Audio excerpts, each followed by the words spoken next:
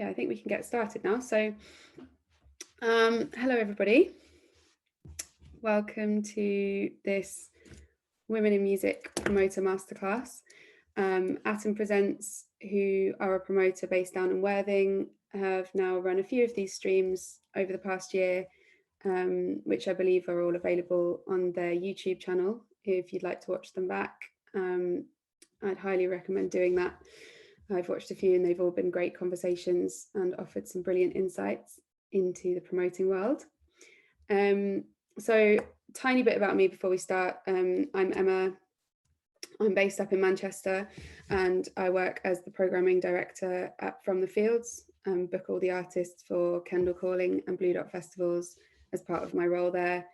And I've also had some very varying successes and failures putting on my own tiny gigs and club nights in Manchester. But you won't really be hearing from me today. We're welcoming a really wonderful panel of guests to speak about their own experiences of working as promoters around the country. And between them, they have over 60 years of experience. So we're in good hands. And I'm incredibly honoured to be sharing a screen with these guys today. So I'll get on to introducing everybody in a sec. One of the topics that we will cover later is the lack of representation and diversity in promoting. So I just wanted to say it's extra special for me as a woman who is relatively new to this industry to see and speak to other women who have become so successful in their field, despite lots of challenges. But more about that later. And for now, I will go ahead and introduce everybody. So first of all, please welcome Bengi Ünsal, who is the head of contemporary music at the Southbank Centre in London, which is a world-class venue. We also have the brilliant Anna Moulson, who runs the promotions company Melting Vinyl in Brighton. And we're joined by Dom Frazer, who manages the Boileroom, which is an independent music venue in Guildford, which is actually where I put on one of my first ever gigs in 2014.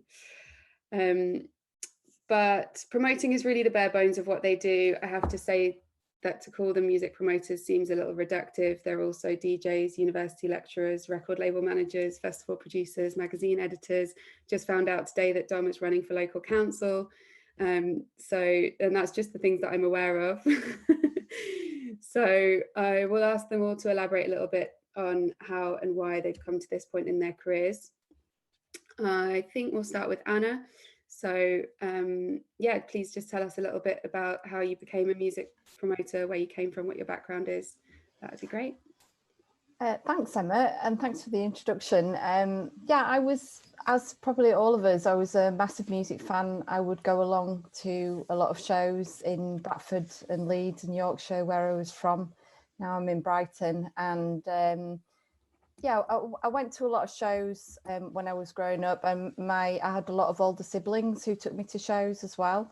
And when I went to the shows, I really enjoyed going to gigs, but I sort of felt like the thing that was missing. And I quite sort of surprised myself that at a young age, I was kind of conscious of this. That, you know, I was probably one of the few women in the crowd. And in those days, there was a lot of kind of, you know, moshing and stage diving, and it could be quite violent, and you could also sort of have situations where you could get, you know, felt up at the front of the stage and things like that. But I was always determined to get to the front and see the band, and I just thought there must be a kind of another way. There must be a way where more ages can be included, where there's a bit more diversity here. And so when I went to university, I got involved with a company called Slant that Lauren Laverne was involved in, and they were a DIY Riot Girl kind of label, and I got really involved and excited by Riot Girl, and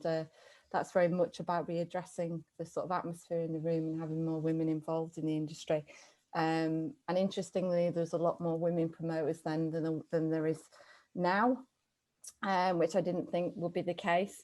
And then I just thought I really want to go somewhere different, but I just wasn't brave enough to go abroad. So I went all the way down as far as I could to the bottom of England and hit Brighton on my own, and thought, do you know what, I feel really comfortable here. There seems like there's a lot more women going out to gigs on their own, and maybe I could make something happen.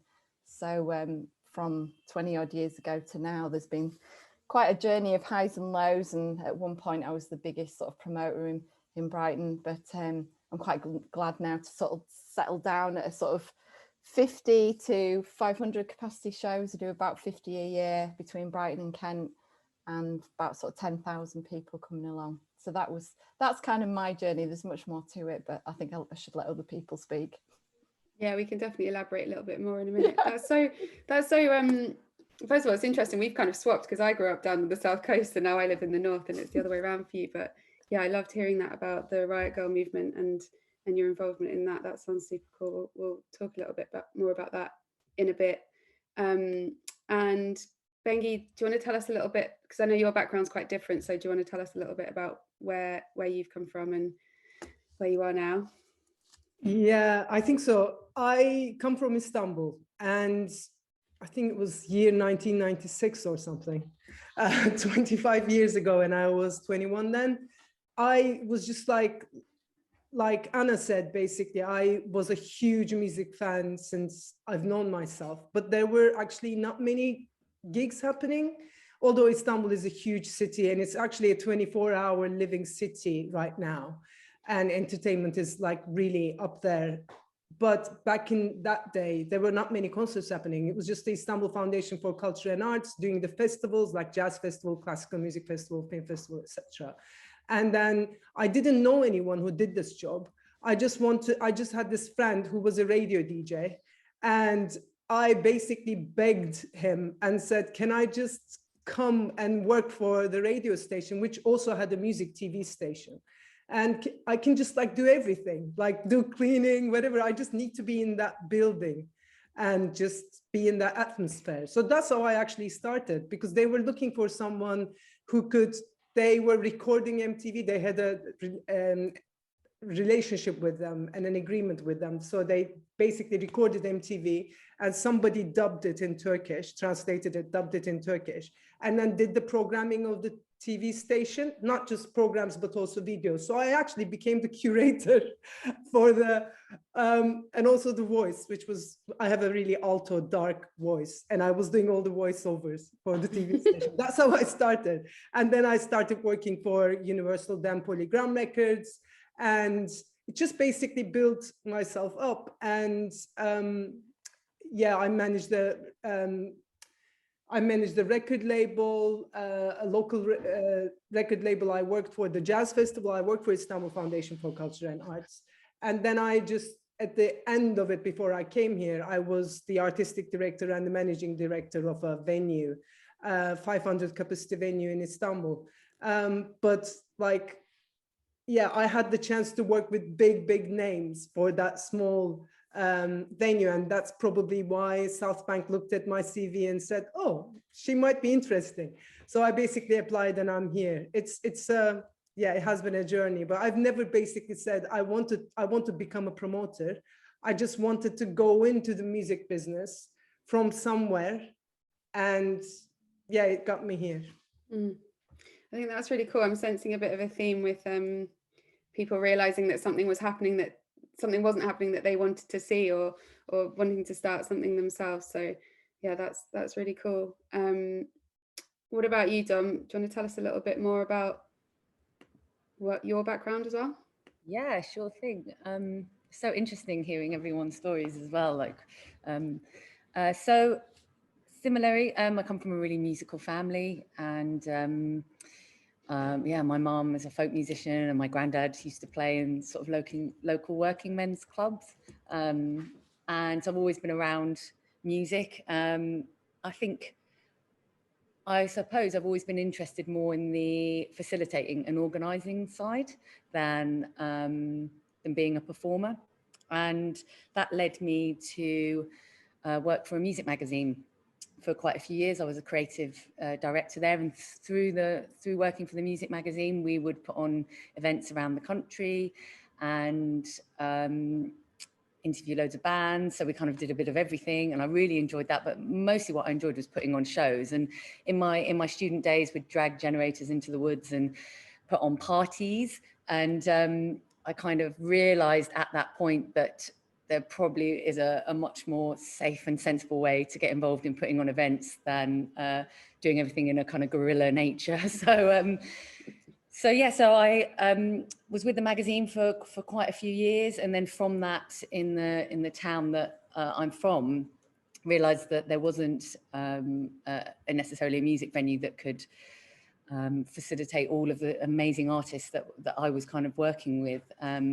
And so in 2005, we set up the Boileroom, and really the Boilerooms helped me facilitate myself actually being able to travel around the world as a tour manager. So I've worked with lots of different artists. We've put on festivals in the town that in the borough that we're in. I've worked for London Music Fund as well, and it's really actually helped me to personally be involved in lots of different creative industries. So I'm kind of really, really grateful for that. But that's pretty much my journey into, when I worked in radio for a bit as well. I think whistle stop tour. yeah, I know. Well, we're never going to have time to cover everything in detail, unfortunately. But that's really great. I actually didn't realize that you set up the Boileroom. That's really, really cool. I knew that you'd worked there for a long time, but I think that's brilliant. And yeah, I think all of you guys, you've all been involved in the industry for, I think, over 20 years each, which is a lot, sorry. But it's quite rare to find women who have been working in music so visibly for such a long time. And I know from my own experiences of what some of the challenges can be. And I'm always quite in awe of people who have overcome those and become so successful. So I think just to elaborate a little bit more on where you've come from and to, I'd also like to know why you're still doing it. So Dom, do you want to take that one first and talk a little bit about what you love about it and why you're doing it? Yeah, I think it's quite fun actually. I think I was saying to someone the other day, I think I'm basically unemployable. I was like, could I transfer my skills? Could I work for somebody else? I think I'm really lucky that yeah, I mean, I as I said, I set up Boileroom 15 years ago, and it facilitates me being with my team able to make decisions and implement those decisions sort of immediately if we want to. And that's something that is amazing, you know, to be able to do that. I have lots of friends that work for big companies, and there's a lot of bureaucracy, and there's a lot of meetings upon meetings upon meetings that have to happen. And so I'm very lucky in that respect. And I think that's probably why I'm still doing what I do, is because I can see the impact immediately of the decisions that I make with my team. And that continues to sort of inspire me. And I think working for yourself in a creative industry or being a freelancer, it's something that is, yeah, I'm very grateful to be able to do that. It's definitely challenging. I know that sort of, you know, successes and failures, of course, but I guess for me, I never really see anything as a failure. I put it in the fuck it bucket and I just move on. and I think it's having that kind of approach to not letting the imposter syndrome sort of take over your life, and, you know, and having a really good supportive network of people around you that will be there to support you through thick and thin is really key to survival, I think. And just not being moronic, really, just, you know, it's being kind to people. I think that's why I still do what I do, is because I've got, you know, a good group of people around me. Yeah, I love that fuck it bucket. I think that's something that I'm going to have to incorporate into my everyday life. Yeah, it does feel like when you even say it, you've thrown it away, right?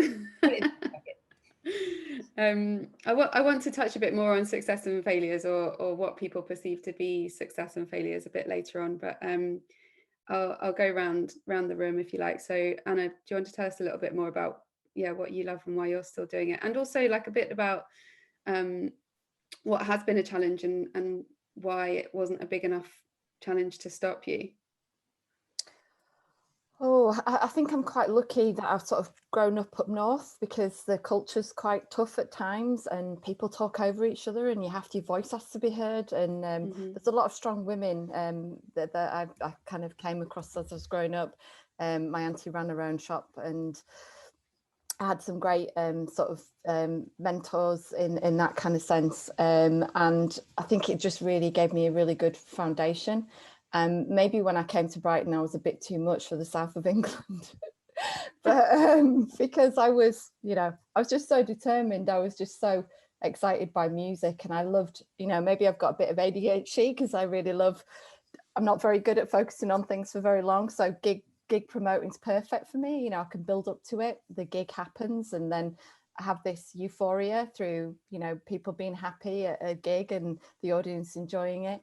And then, you're building on to the next thing. But I think also I just, I kind of, a bit like Dom, I kind of refuse to give up. I see everything as interesting and as a challenge. And, if mistakes happen, then I kind of learn from it. And I don't always call it a mistake. I just, there's ups and downs with your life. And like Dom, I think I probably think that I'm not that employable. I think I'm my own person, and I've got lots of ideas, and I really love working. Before we had this, we came into this meeting, everyone was talking about how they're going down to 4-day weeks, and it absolutely gave me the fear. I absolutely love working a lot, and I really have to struggle with myself to have at least one day off a week, but it just kind of fuels me and inspires me. And I'm lucky to be in a city that's really forward thinking and cosmopolitan, and you can make changes happen really quickly here. I mean, we've got a Green MP, and it feels really dynamic, and it kind of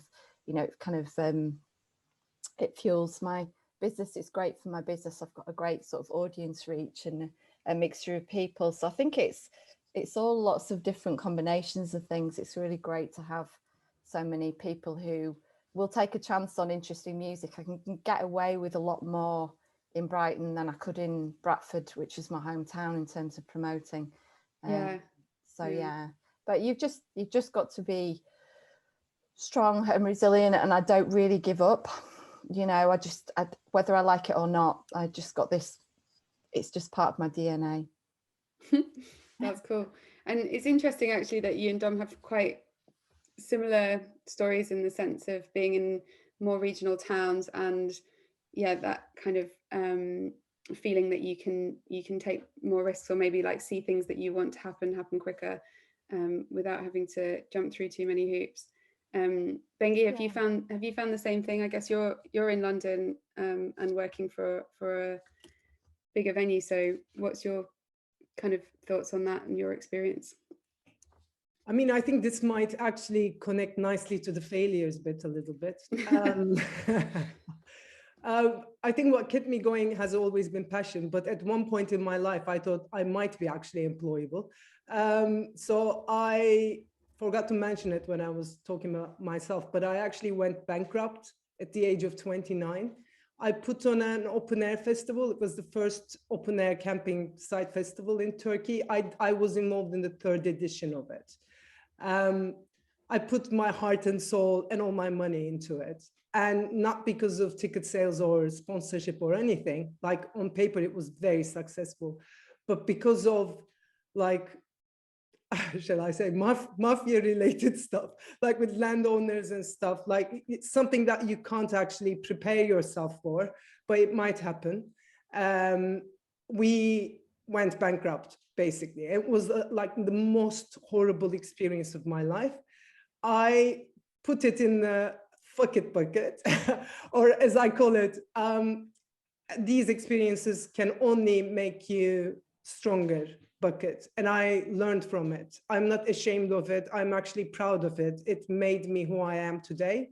Maybe a little bit risk averse, but make more calculated risk kind of a person. But at that time, there was a time basically, I said, no, I can't do this anymore. I don't have any work. I don't have any money. I was super depressed. And I studied management in university. So business administration and management. So I basically said, maybe I can actually find another job. Maybe this is it for me. like I've done everything, record labels, etc., and I've done the festival. It didn't work, right? I got blinded by my passion. Maybe I should stop, do something else. And because I was actually selling international music in a national market, like majority is national music, right? 95%. So I said, I can sell anything. So I went to like Procter & Gamble. Shall I just like go into another side of the business? Thank God they didn't hire me. They didn't see the transferable skills, which I really thought was there. But yeah, thank God they didn't hire me. And I, after like 6 months or so, I started working for Istanbul Foundation for Culture and Arts with Pelin, who is actually right now the London Jazz Festival director.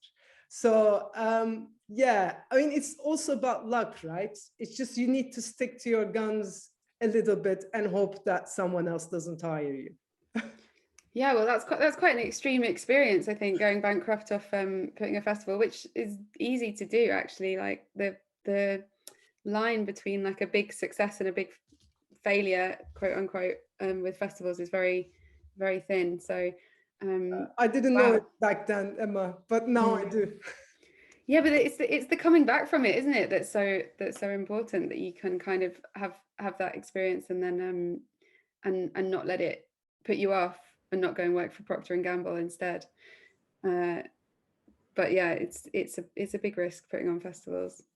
Yeah, we put on a festival as well. We did one in 2016 and 2017, 8,000 cap festival. The first year was good, and the second year it took me 2 years to pay back all the suppliers. Like I was paying back some of them like £20 a week for 2 years, and we, you know, and I nearly didn't lose the Boileroom, but it was touch and go, and I realised, like, with all the will in the world, putting on an outdoor event in England is just a massive risk.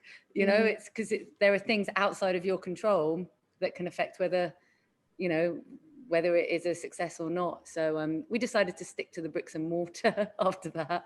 I actually also lost a lot of money. I've just realised the pain came back when I've lost a lot of money over the years on promoting, but I did a boutique festival at the end of last century, and that's how old I am. And I hired a load of venues along Brighton seafront, and I got independent labels to just bring their own roster. And it was brilliant. I loved doing it, but I was very green. I didn't have business sense. And also another festival confirmed like around the same time after we'd announced ours. So we got a real drop off with audiences, and I lost a lot of money. And like with Dom, I had to pay it back, you know, over the years, and like with Bengi, you know, it's just the same for me. I sort of feel that I learned a lot from it, and I'm glad it happened, because it really sharpens your mind. And interestingly, I kind of owed a printer a lot of money, and we didn't work together until last year. So this is like 20 odd years later, because my local printer couldn't print any posters during COVID and stuff, and he kind of finally came around and said, I forgive you, I will print your posters again. So yeah, these experiences are character building. Yeah, absolutely. I think I'm also sensing another theme here, that maybe festivals are not the best way to make a quick buck. They are insanely risky, but yeah, it's just interesting to me, a lot of the things that we've just talked about failure and how people perceive it and how you come back from it, and what failure can actually do for you, which is help you to succeed better, because you understand what it's like to fail, if that makes sense. But yeah, well done for not letting it break you. One thing that I've learned is that definitely nearly everyone in the industry, no matter how illustrious their career has been, has made some sort of massive mistake at some point, which I find incredibly comforting. And actually, like, one of the things that we talked about a little bit when we caught up earlier this week was what some of the benefits and drawbacks might be if promoting was a more regulated trade and promoters had to operate in a uniform way. And I've been thinking a lot about that, because promoters just have to learn on the job. And like, for example, when I started 6 years ago, I didn't even know what a booking agent was, let alone a music promoter. And I think it is changing. So I've spoken to music business students who get asked to cost a show, and they're taken through the process of placing offers, negotiating with agents, producing an event. But I guess when you guys were starting out, that just wasn't something that was offered in any formal education. So I'll go to you, Anna, but do you think that being a good promoter should be learned, or can it be taught? And what kind of qualities or traits do you think make a good promoter? I think that it's a bit of both. So I teach on a course at BIM Brighton, and that's teaching people about putting events on, and the whole sort of psychology of audiences, psychology of programming, and there's so much that you can kind of learn in a sort of a classroom setting. But along the side of it, we make sure that the students also put on their own gigs as well. I think one of my students is here today, Rachel, maybe. So I wish I'd had that. I was very green. I was just didn't really know where to look for help, and I didn't know how to ask for help. And I think in the early days, my sort of mental health suffered because of that. But I just knew that I really wanted to be a music promoter and have my own business and have my own kind of genres of music that I promoted in Brighton. I did sort of eventually get a mentor from London, an older guy who put shows on in London. He was very supportive with me and really showed me how to do a few things. So I think I could have got there a lot quicker if I'd had a bit of, you know, maybe gone to university or gone to a college and learned. I did work for quite a lot of Brighton promoters when I first started, but I was just putting their posters up and flyers, and you know, people were a bit protective of their business, you know, very sort of competitive amongst each other. And I'm just pleased now that hopefully I can be a bit of a role model. You know, I always think, what contribution have I given to the music industry? And then I realised actually by just being here and being a female involved in music, I'm actually, you know, hopefully a good reflection for other people in terms of them feeling that they can be also in the industry. Still a lot needs to change, but yeah. Yeah, having a mentor is so important as well, I think. And like you said, sharing knowledge, and sometimes people can keep it a bit close to their chest, especially if they feel like, oh, something might get taken away from me, but actually it's so important to collaborate and yeah, bring other people up with you or behind you, for sure. I think it's better to talk to people and communicate and try and collaborate than hide behind closed doors. You know, it's a lot of the problems we have in the industry are because of that, really. And you know, I'm quite happy to do co-pros with people in Brighton, not all the time, but sometimes I'm quite happy to share information. I'm quite happy to open things up in the hope that other people will as well, because I think we need to work together rather than apart. You know, so we can share ideas. I really love collaborating, but it's just a shame that there is quite a lot of closed doors still. Bengi, what do you think some of the good qualities or traits that a promoter needs are? I'm not sure. Probably understanding finances and budgeting. And I remember reading this thing. I don't remember who said it, but it kind of had an effect on me. I think you have to have a calm head and a strong stomach. So you have to be just like, because it's a very stressful job. But you need to be really not panicking about anything and trying to be thinking at length. And I don't know. Yeah, I think a calm head and a strong stomach and knowledge of budgets and money. And definitely I agree with Anna. You have to be able to just like partner with people and be open, I think. Yeah. But I think being a promoter can be learned. If I come back to, I don't think it definitely can be learned if you want to. And I have learned a lot even over the past 5 years. Every day I'm learning. And I think it's just being open to learning is also very important as well. Yeah, well, speaking about challenges, I mean, I guess a massive one over the last year has been having to completely adapt everybody's businesses and change the way that you work.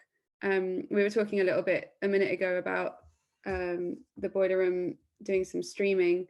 And do you want to talk a little bit about how the last year's been, Dom, and what kind of things happened and how you adapted? for sure.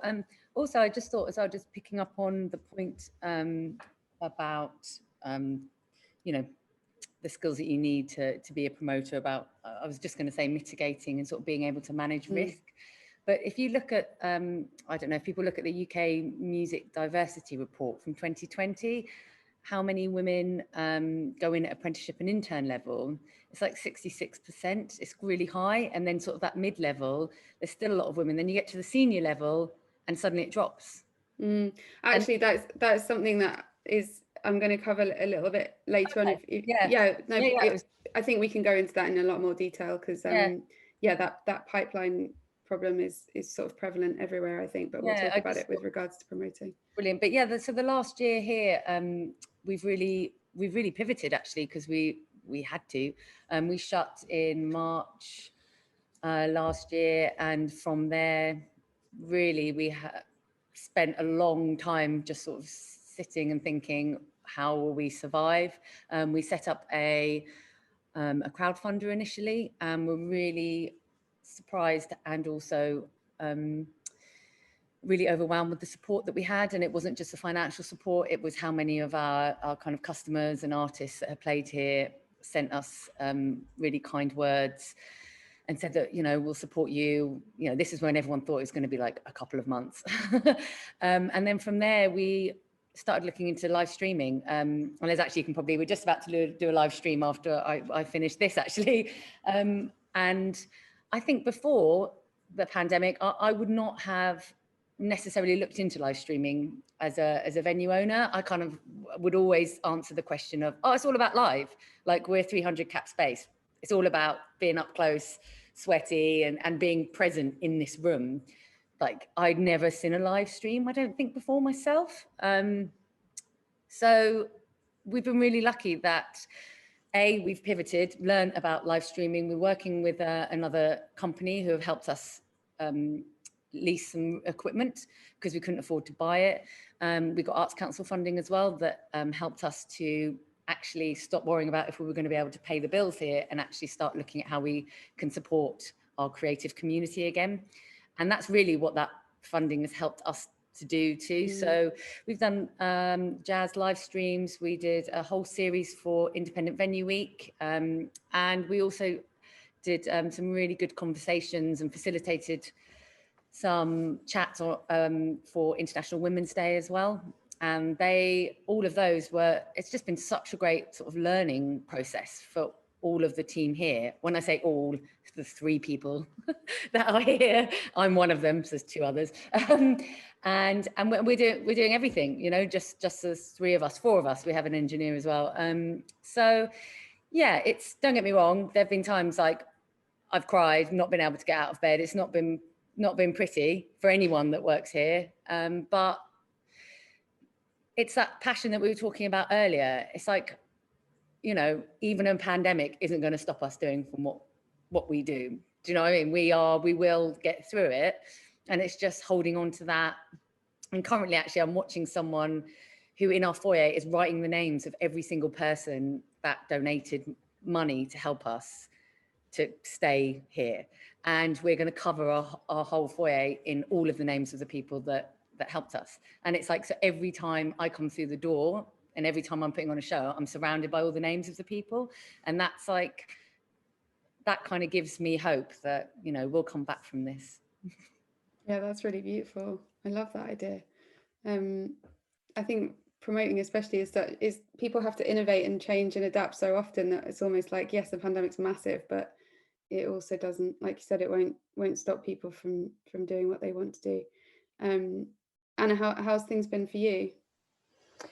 Quite a roller coaster of a ride, really, because it's all I know, and I felt quite panicky at the start and confused because I'm so used to making decisions, and the decisions were taken out of my control. So that's been a bit of a lesson I've learned about just going with the flow. I did a crowdfunder campaign, and like with what Dom was saying, it was just amazing, and you just saw the love out there, and lots of people came out of the woodwork from 20 years of shows and with stories, and lots of people gave testimonies and videos, and it was just you know, I cried a lot, but it was happy tears, just with all the, you know, just being able to reflect. There was this massive outpouring of, you know, you just don't stop as a promoter, and I had 20 plus years of not stopping, and now I'd had to stop and I had to look back, and I really appreciated that was a positive thing that came out of it. But I've just been, I mean, I've been really, my dad sort of says to me, what are you doing all the time? There's no gigs on. I'm like, well, I'm having to kick shows into the future all the time. I'm on my sort of 4th or 5th round now of having to, you know, change the tickets, you know, change the publicity. And then, you know, things have come back. I mean, I volunteered my services with 4 shows that we did in lockdown last autumn with the Brighton Dome. They're called Live is Alive, and it was all about getting 10. I got 10 Brighton venues to work together. It was amazing. And they just never get the chance because they're so busy or they're in competition with each other to work together. And they all selected an artist, a grassroots artist from Brighton, because the scene's so great here that you can do that. And we did 3 shows, and we're doing the final one in Brighton Festival. So I just thought, for my mental health, I need to be doing something. So I just volunteered for that, and I worked on that. And that was a real joy, trying to get the, you know, all the venues working together and pulling it all together and actually going along. And the Dome's nearly 2,000 capacity, and there's 300 people in, or 250. And it still felt really busy because people, you could just feel the sort of vibe and the atmosphere there. And then I've been streaming shows. I've gone back to my roots, which was local artists. That's what I used to do initially. And I've been streaming shows just for free over Facebook. And that's been great to sort of connect with the grassroots scene even more. And then I applied for the first time for an Arts Council grant. I've always been very afraid of applying for funding because it just seems like going back to university and doing your dissertation again. But so we got a grant to do 7 stream shows of grassroots artists at the church that there's a church venue in Brighton called St George's that I do about sort of 20 shows at and hire it out to other promoters. So just to bring that venue back again will be really lovely. And grassroots artists don't get an opportunity to perform there because it's 600 cap. There's a lot of overheads. It's usually, you know, artists that are a bit further up the scale.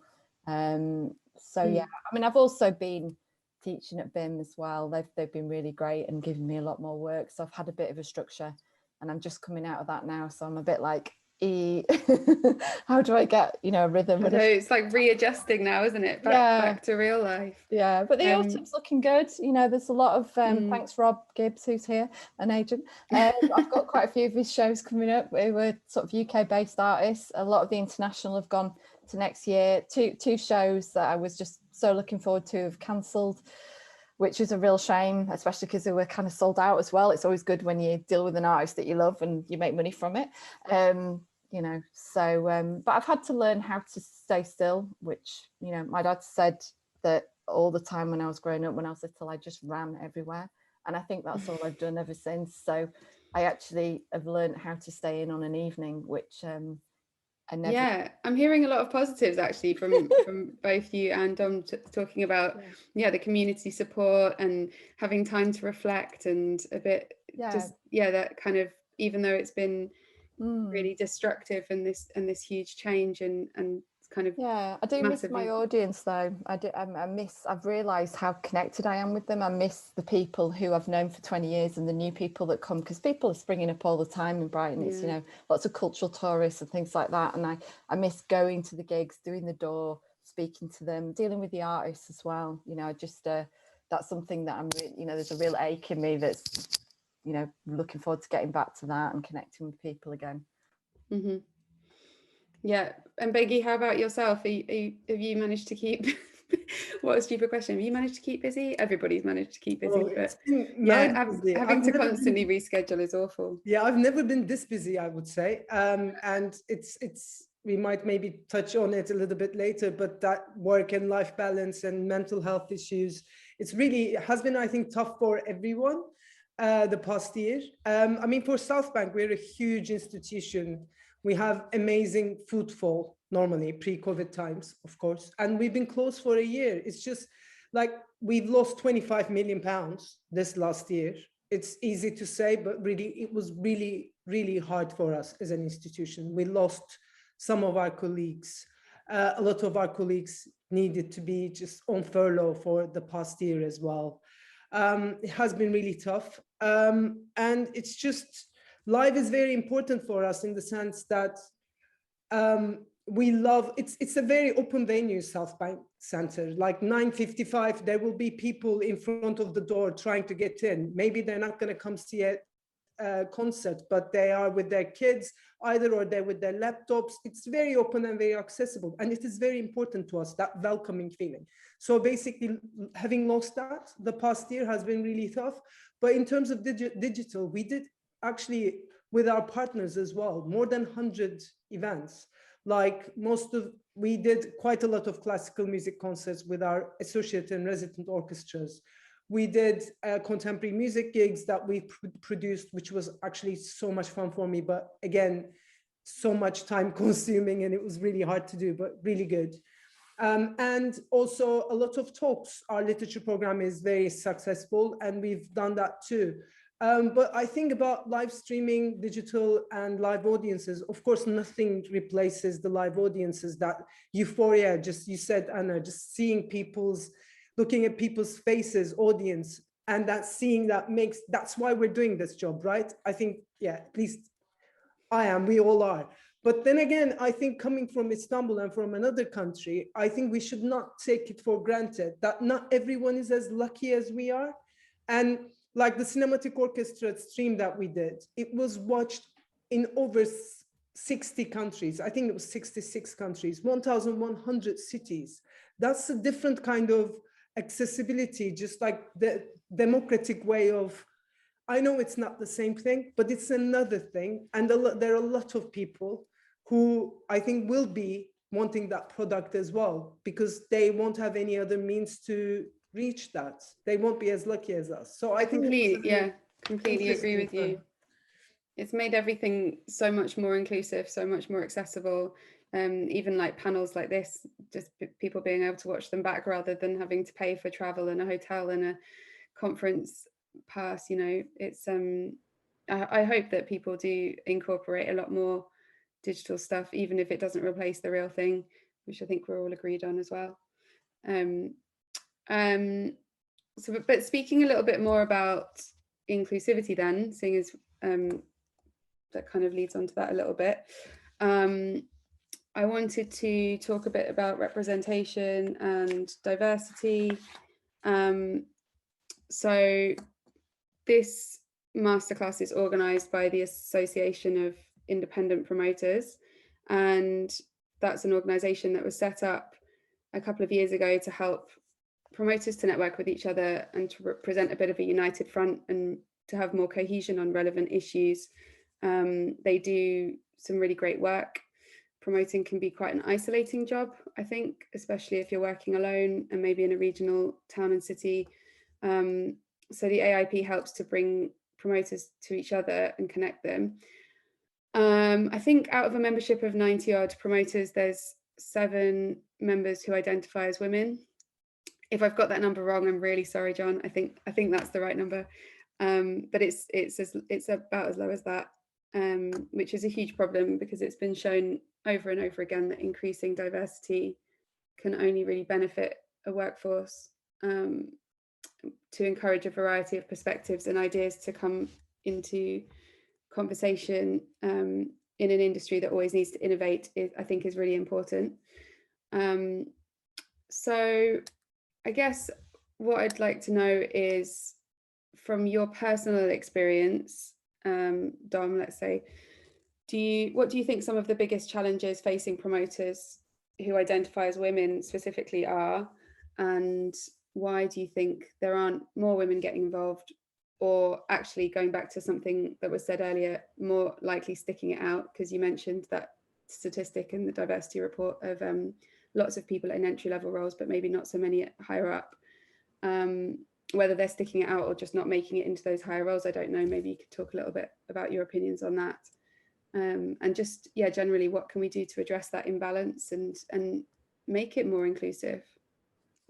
Yeah, I think going back to those figures again, it's not that promoters who identify as women don't want to be part of this industry, because at an apprenticeship and intern level, there's a considerable amount of uptake. And Anna can probably talk about her students and the, how many, what the split is, the gender split. And then obviously in a mid-level, there's also, 64% of people are identifying as female as well. And then obviously it just drops off. And I'm not sure whether it's that there are still gatekeepers within our industry, and those gatekeepers are somehow still controlling things, and it means that women are not able to sustain their careers. I think for promoters as well, I think there's a lot about safe spaces that needs to be addressed, especially at a grassroots level. We are particularly, you could say, lucky at the Boileroom that we are an all-women crew, and we've had other women who've come into our crew, whether it's photographers or other artists, and they say how different the energy is when it's an all-women crew. That person would have to, I suppose, speak about what the energy would be like if it wasn't. But myself as a young woman going to events, and Anna touched on it earlier as well, that, it can feel unsafe. And we've already identified that being a promoter can be a lone job sometimes, where you're on your own and you're promoting late at night as well. So there are risks. There are risks being a woman in this job. And until those risks have been identified, but until we, I suppose, address them, and address the systemic sexism that still is within our industry. And that can be something as subtle as language. That can be, that can make somebody feel that they are not equal. And if that language is constantly said to you every day, then of course, at some point, I guess you're going to leave. So why are our women leaving these jobs? Why are we not why are we not seeing it through? Why are a lot of our industry bodies run by men and not women? Because we've got the skills. So for me, and at the Boileroom as well, we take on apprentices and interns constantly. I'm constantly trying to encourage young women to build up their skill level and then see them on to their next stage. I think actually, Emma, as you said, you're probably an example of a woman that wanted to put on an event here at the Boileroom, and hopefully we worked with you and you made the next step and went on and promoted somewhere else, and you felt safe while you were in this environment here. And I think advocacy for us as women, we've all been here 20 years, that's what we need to do, so that other women are inspired by us and the fact that we're still here. And then they will then go on, and they'll be the next generation of women that are leading the charge. Stop working for the man. Let's start like making our own narrative, basically, because I think that's what we need to do, and see that, women can do whatever we want to do, and be in those senior positions and be at a seat at the table. Look at the Women in Control report that came out as well. It's interesting to see that there isn't that diversity, and without that diversity, it's always going to be the same narrative. So we just need to change it up. Yeah, absolutely agree. And Bengi, what do you think about inclusivity and how we could be better at making the music industry more inclusive? Well, Dom actually did a great recap, I think, but I don't know if I can add anything. But I can see in the chat Nelly saying there's a lot of imposter syndrome felt in women, which I would agree.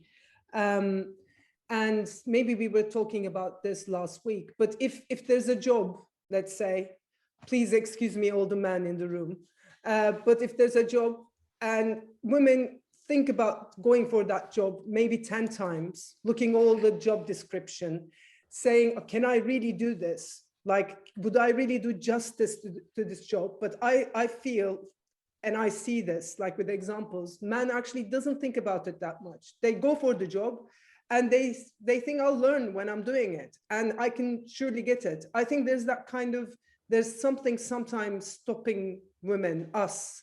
And yes, it is also the language. It is also welcoming. And it's not just in this industry, in every industry, there's this glass ceiling, the amount of money that you're paid, the amount of like, I really see this in me still. I'm head of contemporary music. Our director of music is women. Our CEO, our chair, our head of production. We have quite a lot of women at senior level working at Southbank. But I still sometimes feel that like lack of confidence, if I dare say, when I'm sometimes even saying something. I think we should first stop doing that. That is an advice to all of us, maybe, and it might maybe help us. I don't know if this is in any way answering your question, Emma, but yeah, no, yeah. I think that all valid points, and that kind of tendency to second guess ourselves is maybe leads into that a little bit. I think one of the questions in the chat now is, what are the main changes that need to happen, and what are the fastest changes we can make as a sector? And I don't know if Anna, you spoke a little bit in your sort of when you're introducing yourself about your background and being involved in the Riot Girl movement, and you probably have quite a lot of experience in this kind of thing with thinking and acting on these kinds of issues. So do you think there are any changes that we can make that will facilitate change quickly, or is it a marathon? I think a lot of the power lies in managers and artists. Mm-hmm. And I think that they need to be the ones that say to the agents that they would like to work with more diverse promoters. And it may be at the moment, because I don't see many women coming through as promoters, that there needs to be a bit of education, training, a bit of mentoring, a bit of support for women to actually see themselves in those roles and ask for those roles. And like Benji said, I find myself sometimes not putting myself forward for things because I presume that my history, that my experience will get me the positions, and it does not.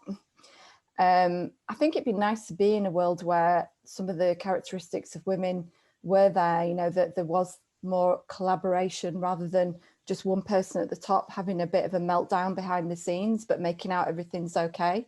You know, I don't think that model works, you know, and I think we need to readdress that. I think women are really responded to and also accepted very differently to men, or not accepted, and they're treated a lot harsher, and there's been reports about that as well. So interestingly, what Dom was saying, I didn't really know that about the intern, that there was 66% of women going into internships in the music industry.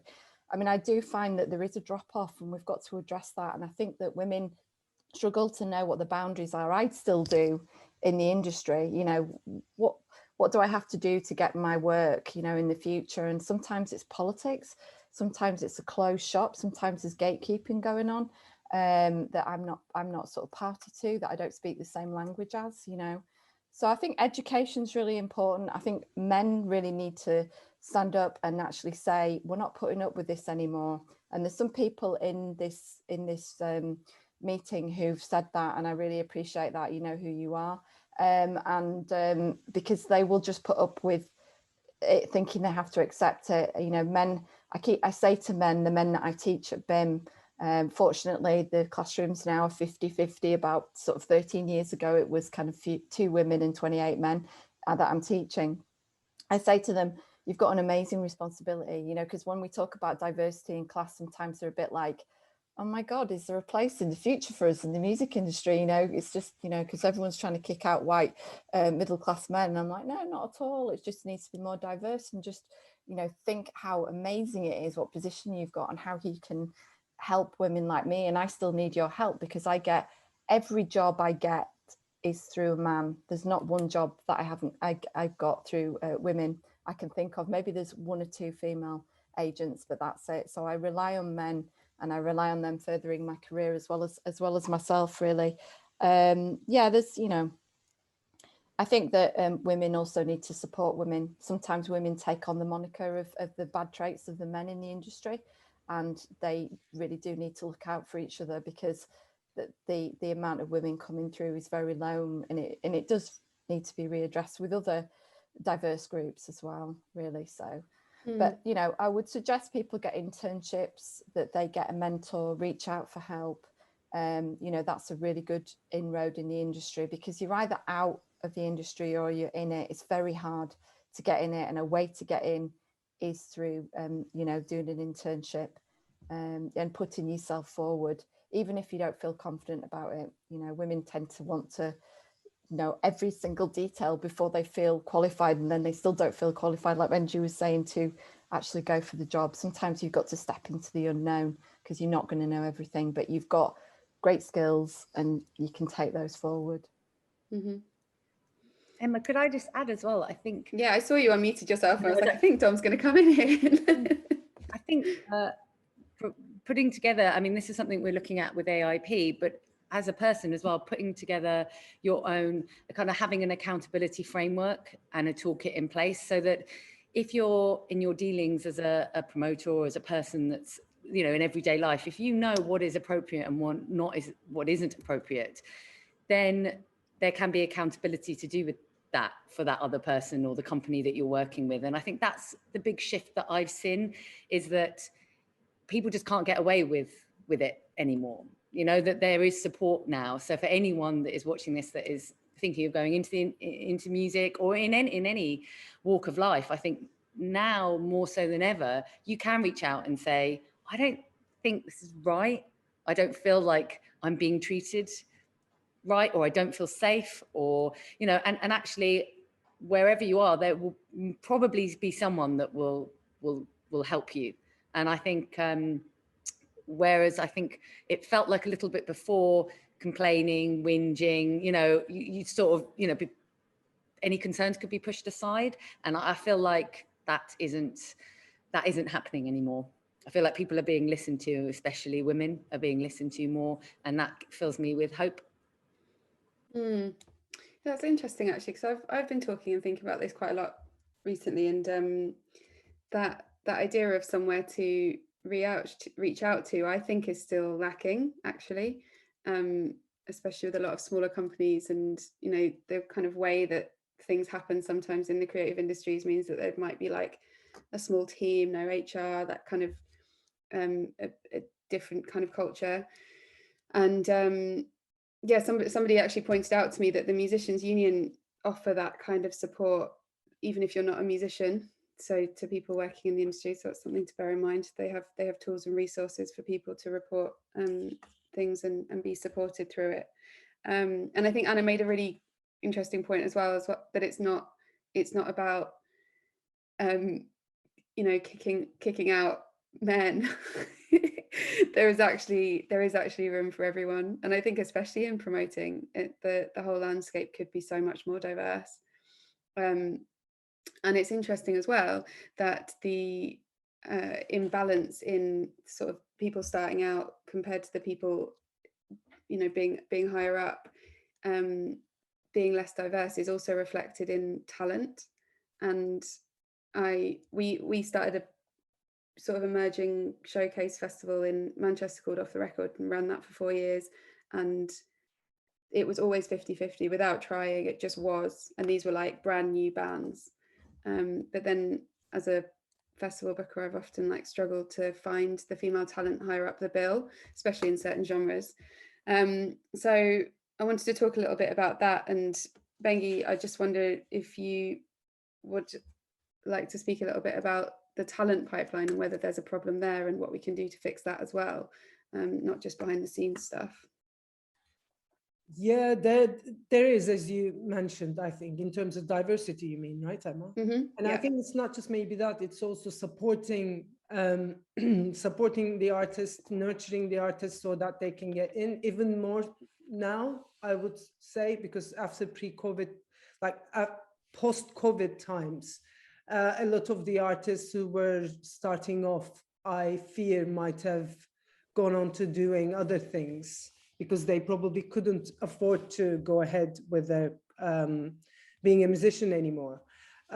So yeah, we are trying to do it as much as we can, because we're a publicly funded, 39% of our income is from Arts Council, 35 I think, but and publicly funded and for the public, largest arts institution. We have big venues, so there's so much we can do when it comes to the talent pipeline. But we have created like slots, like future tense, where we're supporting the emerging talent. And we are definitely, when we're looking at across our program, we are looking at the diversity of it, not just from a gender balance point of view, but all ethnicity, there are like 6, I think, categories in there. We're just basically looking at everything. We're trying to make it as much as diverse as possible. And we are actually looking at the numbers every year and seeing if we're improving or what are we doing with it. So there's some kind of accountability within the institution as well. And we're starting Purcell, we're turning the Purcell room into an artist incubation, experimentation space as well, so that if artists don't feel the need to just comply with industry standards per se, but have some space to just like work on their craft a little bit, collaborate with the other artists, other art forms as much as they can. But yeah, I think especially with Brexit, I think future pipeline of the artistic output will be more jeopardized, maybe, because they had the chance to, basically British bands had the chance to play all of the small grassroots venues in the UK, but also they had the chance to go abroad as well and be known there. I don't know what's going to happen with that international pipeline right now. Yeah. And vice versa as well. For us to see musicians and for audiences to experience something that's not an English-speaking band, I think is also really exactly important. the diversity of all that talent is actually now jeopardized in a way. You're right. So yeah, this is all like, yeah, it's I don't know whether to open the can of worms that is Brexit when we've only got 20 minutes to go. So I'm sorry I mentioned it. Yeah. No, it's fine. I think everybody's been quite preoccupied with the pandemic, and it's going to start to become a real problem, that the reality of the changes to the industry. But yeah, Anna, do you have any thoughts about talent pipeline and how you find artists, and what other people could maybe do to support? I think, yeah, that's the theme that I'm getting here, is that there needs to be loads of support and education at the beginning, but I guess it's kind of like, well, if that's all happening, so there's all these initiatives and people already supporting, then what's the kind of next step to get more diversity higher up in boardrooms and higher up on festival lineups and all sorts? Yeah, I mean, there's obviously been some initiative with the Equality Music Pledge and UK Diversity 10-point plan and Key Change Pledge. We just really need to get companies to take these on board, and for them to be sort of workable for companies to do as well. I mean, Nathan has put a question in the Q&A, just sort of saying, what can men do, to sort of help, because obviously the power at the top is with men. So it does take men to be, have a bit of unconscious bias training and, just have some thought process. I know there's quite a few men in the industry who, since everything, the tragic death of the woman, Sarah, I've forgotten her surname, in London, they sort of said, I didn't realise that you were still afraid to go out at night. And I didn't realise I was still afraid to go out at night. I still go out with the key between my fingers, even though I live in a very sort of 24-hour city and feel quite comfortable here. So I think it's just men understanding how it is for women in the room. And it could be really simple things like, there's one lecturer at BIM, normally I go in at BIM. I know BIM are trying to change this. You can tell I still want to keep my job at BIM, don't you? But it's usually a sea of men and me when we go to the meetings. And one bloke, always, when I come into the meeting, he goes, Anna, how are you? And make sure that I'm really present. And he also asks me questions just in case, the sea of men's voices I haven't been heard. So, it's just really sort of small things like that. But, I think they just very much need to be conscious of it, and maybe adopting some of these kind of 10-point plans and things like that. And, you know, as I said earlier, I think men just need to speak out a bit more about how they're being treated, because it's not just women that are treated badly in the industry. I think men are as well. I think everyone is, and I think we need to treat each other better. There's some awful situations on the way that people are treated in power struggles. So yeah, it's just if men could stand up to that a bit more, then I think that would open things up a bit. You know, I think women just don't want to go into that kind of, they're just like, life's too short. You know what I mean? Yeah. To have that constant competition and kind of, yeah, I mean, there is competition, you can't get away from that, and there always will be, but I think there could be a different way of dealing things and recognising the history people have had with artists, and when they've been promoting them and bringing on people's experience. Sometimes, and I find myself sometimes doing this, you just grab the nearest person that you're used to working with, don't you? And you don't sort of think, actually, I maybe need to go for someone who I don't really know and is from a different sort of background. I mean, with the sort of artist side of things, I run a festival called Lewis Psych Fest every year in Lewis, funnily enough, and we always make sure that it's 50-50 lineup. And the bloke who originally ran that asked me to be part of it, and I was absolutely flattered that he wanted me to be his programmer, you know, and get involved.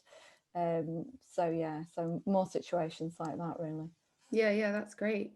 And to go back to Nathan's point as well, I think about asking what people in power can do to help as well. A lot of the initiatives that get set up tend to be set up and run by the people that are being marginalized, or the people that are underrepresented already. So maybe that's something that could happen like a bit more often, is that there's more money and more clout given from higher up and from the people who are the privileged parties to help those who aren't. But yeah, it's a madly complex subject, but I do feel like even in the short time that I've been doing this job, it does seem to be much more of a conversation and much more change happening, and much more people realizing that all of these things need to happen in order to create that change further down the line. It's a marathon, not a sprint. So yeah, hopefully. So yeah, if anybody has any more questions, please just pop them in the chat, because we're only going to run for another 15-20 minutes. So they'll either come up in the chat, or if you put them in the Q&A, I can see them, or Tom can send them through to me. So if there's anything that people want to cover, please let me know. Emma, I was going to say, actually, one thing that you can't really learn that when we're talking about learning as a promoter is, you know, knowing what's good for an audience in terms of music. I think you have to really have that intrinsically in your DNA, that you know, you've been a music fan, you know what works and what doesn't, and what audiences respond to. It's a real kind of skill to learn, really, or have. And I feel like you've either got it or you haven't. You know, you really need to. I mean, I feel like all the women in this room is probably, it's within your sort of DNA that you understand audiences, and you understand what potentially would work in the venues you work in or in the festivals. You know, I think that's something that can't be really learned at university. Maybe partly understanding different genres and audience types, but you've got to understand the zeitgeist of the moment, really. And follow your instincts. Yeah, that's a really good point. Go on, Bengi. Maybe, yeah, I was just going to say, maybe you cannot learn it in the university, but I feel that maybe you can, if you leave your own tastes aside, if you can learn to do that with experience, and again, with experience and with time, maybe you can, I think, get that skill. And I feel most of us, we didn't study this in university, right? We just learned it on the road, with just like trying it out. But I think it is important, now that you made me think of it, Anna, that just to know that it's not, that there's, of course, you started because you love this thing and there's a passion, but it's not about you, and it's about the audiences. So the way you're programming, or the way you're putting on a show, should be with that lens and with that in mind all the time. I feel, to add to what you just said. Yeah, definitely. Go on, Dom. And just again, picking up on Nathan's point as well, I think one thing that would be really helpful, I find quite frustrating when I have lots of conversations with people, men. I had a conversation just yesterday with some builders, and there was another man standing next to me, and they just spoke to him. And instead of looking at me, but I'm instructing them, it's me, it's my project, but they spoke to him. And he actually looked down at the floor. And afterwards he was like, I was just looking down. I was just like, stop looking at me, stop looking at me. And we had, that prompted us to actually have a conversation. And it happens a lot. And actually what people could do at that point is actually say, this is, you know, this is who you need to be speaking to. This is the person that's making the decision. That would probably be quite helpful, because it becomes really awkward for everybody, because I'm kind of like, hey, I'm here. If you could look at me and stop looking at him, that would be great.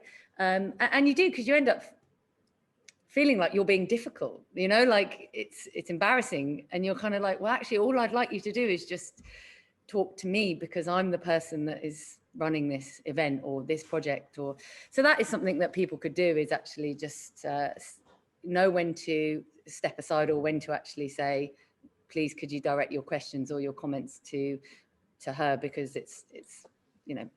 And that's why actually when anyone comes to the venue, I introduce everybody that's here. So I say, this is Beth, who is the sound engineer. This is Charlotte, who, you know, runs all of our socials. This is Lydia, who's the booker. My name's Dom, I'm the owner here. You know, so everybody can identify who we are, and they know how to treat us accordingly. And I think that would be really helpful. Yeah. Anna, did you have something you wanted to add? I just, this is what I get all the time. People go, oh, you work for Melting Vinyl, don't you? And then when I say I am Melting Vinyl, it just sounds like I'm like, God, she's got. Can I just add, the Boileroom? Can I just say that, add that it happens to me as well? And it's like, we're talking to someone, I'm not going to, of course, name names, about Meltdown Festival. Like, I want to say I am the Meltdown Festival at the moment, like at this period of time. But then I have my producer with me, who's an amazing man, like a great guy. But then the person who knows that I'm head of contemporary music at Southbank, but talking directly to my producer about the programming and Meltdown. And I'm like, hello, I'm here. It happens all the time. It's very interesting, isn't it? But great idea, Dom. Somebody should be doing that introduction. That is actually a very simple solution to a big problem. Yeah, I think it needs to be like, 50% that kind of overcompensating, and 50% of people just being aware that that's what that's unconscious bias, isn't it? Anna, did you want to say something before I ask another I was question? just going to say, I think that what Don was saying is really key. You know, I think inclusivity is really important for everyone, especially on the afternoon and running of a show.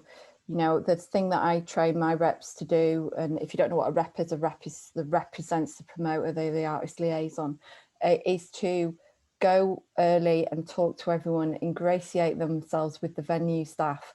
Because I think sometimes sound engineers are either just, you know, don't want to talk to anyone, and that's why they just want to be techie and on the desk, or they just feel that they're not included and they're just used to it, and so they just carry on with it. And I think that by people going into venues and also the venue staff, like Dom does at her venue, and sort of recognizing everyone's position really sort of elevates people and makes them really present. I think it's very important. I was at one of my students had a stream the other day, and they kept like changing the times in this studio at BIM, and they were talking to me, which is great because I was kind of managing it with them, but they weren't talking to the engineer, and the engineer was like, oh, yeah, I'm just used to it. I thought no one should get used to that. I said, you need to communicate, you know, and respect the engineer. You know, you're making decisions without pulling together as a team. You know, you need to do that. So I won't name names. Please do if you want to. So a bit of a fun question come in from Nathan again. And so I'm just going to ask, what was your most successful gig and why? And he says, particularly, is there any kind of trailblazer, for example, huge inspirational characters that have influenced you as promoters? So yeah, who wants to take this one first? Bengi, do you want to talk about your most successful gig? I don't know which is my most. What does success mean? Is it, exactly. Was it money? Is it, is it, for instance, MIA Meltdown? Let me give you an example, which actually lost us money. But I think it was a very successful festival because the 85% of the people that came through our doors probably didn't come to Royal Festival Hall before. Like, what is success? What do you want to achieve? But in terms of, it's really, I mean, just think, you know, I went bankrupt with the festival right now. So actually going through the concert and just ending it and having that smile on people's face and then them coming out talking about it in a really good way and talking to each other, that's success for me, because that it just makes it worthwhile. But I think maybe all of them were really good, but maybe Robert Smith's Meltdown, in terms of the lineup and the amount of people that came in, the tickets we sold, and the whole artistry of it, I think it was probably my biggest success. If I can, I mean, I was the best assistant he had. He did it, so I don't know. Again, I was lucky enough to go to see 9 Inch Nails as part of that, and it was mind blowing. Wow, right? Yeah, it's good. I just wanted to jump in as well and say, places like the Southbank in Royal Festival Hall have inspired me for years and years. Like, I know the Boileroom is like probably as big as the toilets at the Southbank, but like the Women of the World Festival that goes on there every year has consistently inspired me to just carry on doing what I'm doing. And I'm one of those people that will just go up to London to go to the Royal Festival Hall and sit there, you know, when I've vogued, you know, at like in the foyer bit, you know, of an afternoon when it's just suddenly started, there's been a lesson or something, or, you know, there's been music, or it's just such an amazing place. And I think, I know, like, thinking about specifically people, but I just wanted to say, like, events have, and places kind of have inspired me. And I've been lucky to sort of tour around the country with bands, and every time I go to a venue and meet the people who are running the venue, and those kind of stories as well, just, you know, just constantly inspire me, really. But yeah, I just wanted to give a special shout out to the Southbank Centre and just say, you know, like, you know, I really missed WOW last year. I was lucky to go. The last time it was on just before lockdown happened, wasn't it? And I really, really enjoyed it, and it kind of kept me going, really. So thank you. I thought that was, yeah, it's an amazing event. Thank you. I'll pass it into Jude Kelly, who is who came up with that whole idea, our artistic director. Thank you so much, Tom. That means a lot to us. Mm-hmm. Cool. Well, I think we'll do more successful gigs if that's all right. So Anna, do you want to talk a little bit about what your favorite has been and why? You can define success any way you like. I really enjoyed working with St Vincent and Kate Le Bon, and they're just sort of creatively, just they're like the Bauhaus, you know. Every part of their merchandise, their dress, their stage it's all the same design, or, you know, and they have dancers and you know, so it was just fantastic working with them. I think a lot of the women who run the venues in Brighton, so Tanya at the Old Market, Marina definitely at the Comedian, she gave me my first break and really sort of licked me into shape a bit, in the sense that she sort of said, you know, she was very sort of straight with me, and there wasn't many soft edges, but she just gave me a real sort of like, this is business, Anna, and you need to be more business-like, when I was kind of a young and experienced sort of green promoter, and I really sort of value that. You know, earlier on there was some venues where I felt really comfortable, and the Bluedot was one of them. Nathan's here on this meet, and his mum Pat is a sort of hard-nosed Yorkshire woman, but she's really funny, and she was always looked out for me when I was hiring the space, and I always felt really comfortable there. So I was kind of grateful for that. And, you know, I've kind of learned from that. And finally, I would say that Kate and Anne McGarrigle were amazing when I put them on. I put them on in a really great concert hall in Brighton. It was like Corn Exchange, and this is Martha Wainwright's and Rufus Wainwright's aunt and mother, and they actually ran the show with me. They actually sort of you know, tidied the dressing rooms. They helped me with the gear at the end of the night. They were just there the whole time, and they were like, you know, we've been here, we've done years in the industry, and we're going to give you a hand. And I thought, wow. And unfortunately, is it Kate or Anna? One of them, the Martha Wainwright's mother, died soon after that. So that was just an amazing experience. To whatever level you are at, like Dom was saying, she really enjoys like crewing and stuff. I don't know if she said this in this meet, but she just enjoys just going and getting on the grassroots ground floor level and helping out. I think whatever level you're at, it's really important to go do that. And there's real sort of value in that and understanding other people's jobs. So I think there's real success in that as well. Mm-hmm. Cool.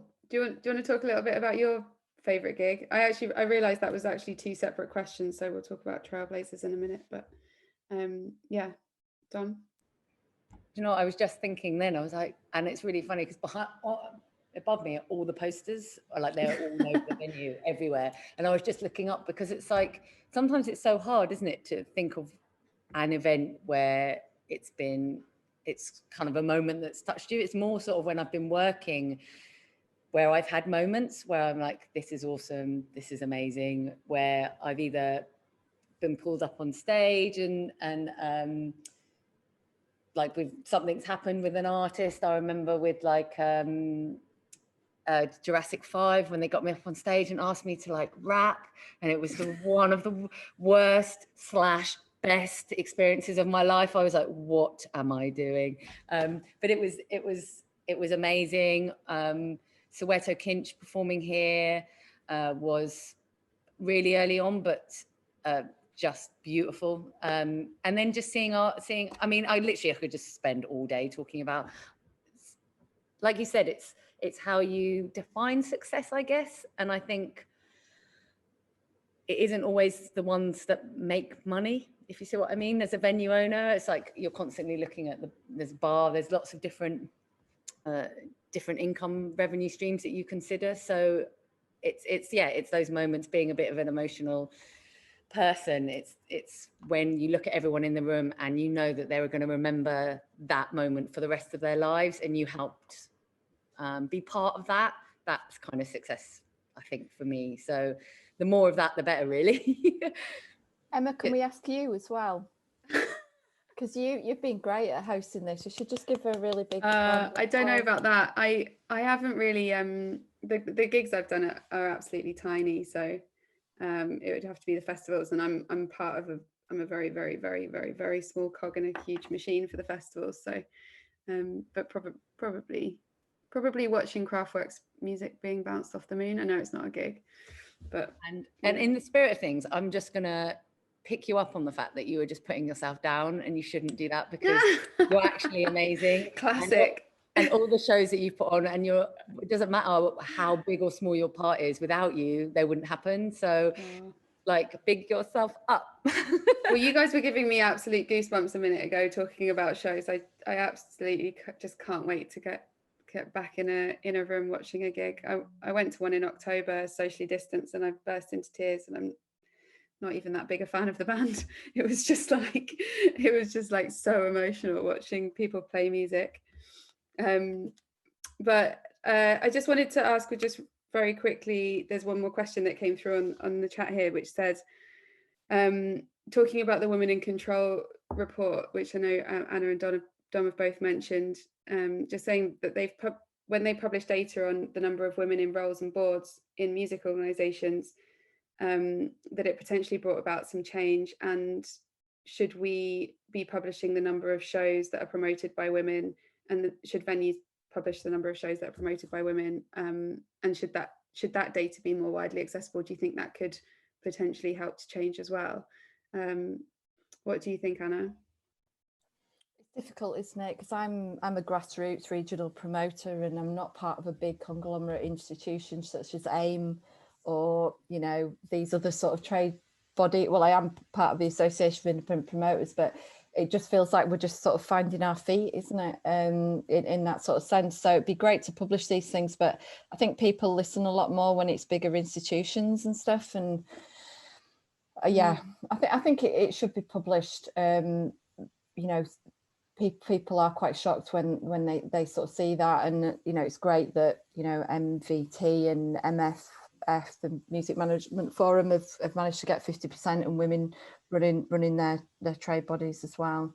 But I think there's a reason why we're the last to come to the table. Do you know what I mean? I think we're not big business, we're not big money. Well, certainly in my kind of regional freelance promoter kind of world, and you're not meant to be seen really. You know, there's this big mirror, isn't there, of, you know, this mirage of entertainment, and people don't want to know what's going on behind the scenes. So maybe our profile needs to change first, and people need to understand exactly all the work we do behind the scenes. Because, you know, even now during COVID, I heard some people, really prominent women, talking on the radio presenters and stuff, and talking about, yeah, the artists do all the work, right? And I looked down at my feet and I thought, my feet have been sore from the amount of work I've done.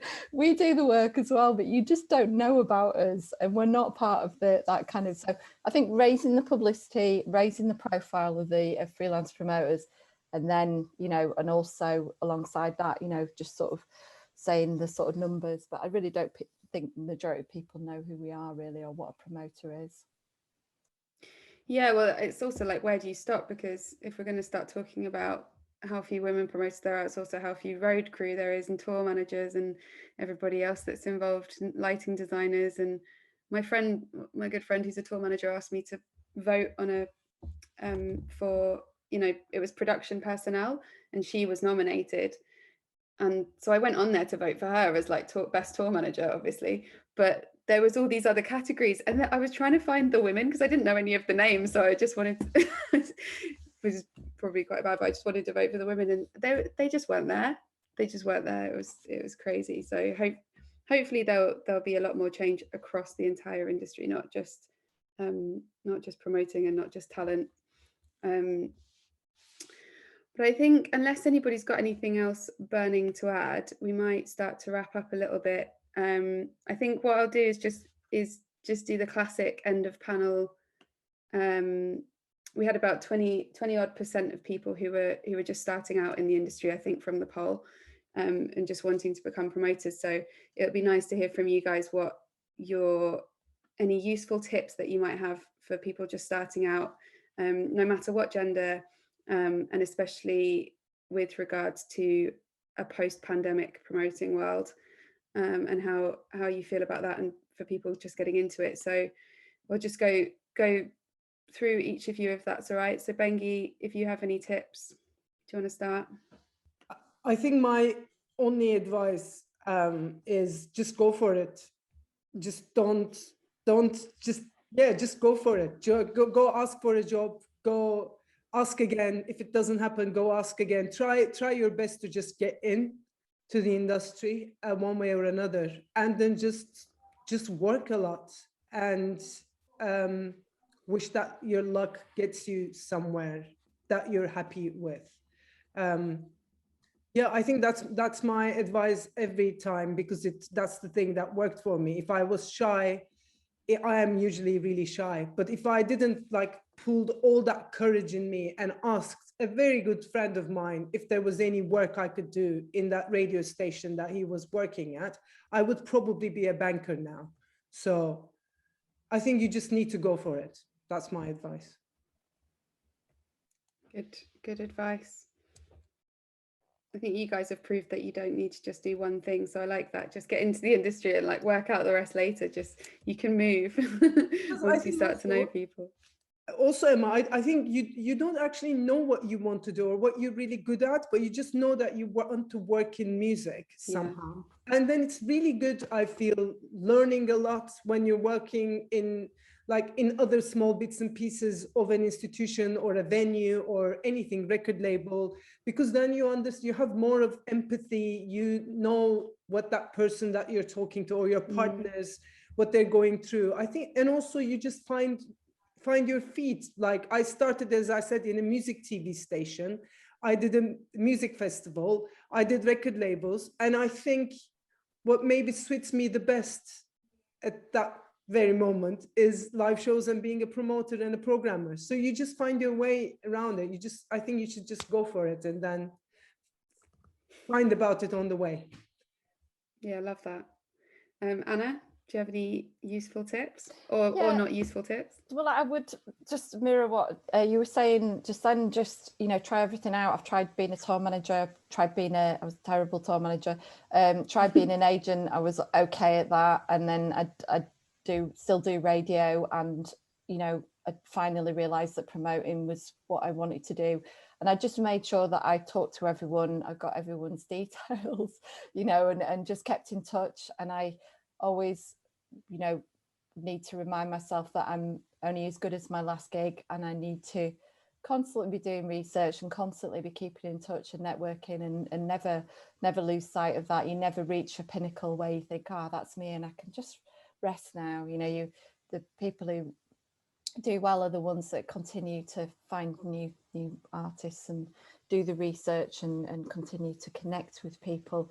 And even though in your head you're thinking, I'm not as good as them, my God, they're really talking the talk, you know, probably in their head they're thinking that as well. So like Bengi said, just go for it, you know, just try it out. And if people don't take you on board, you know, I had this sometimes, I just did my own thing. I just thought, actually, I'm just going to do my own thing, you know, so good luck.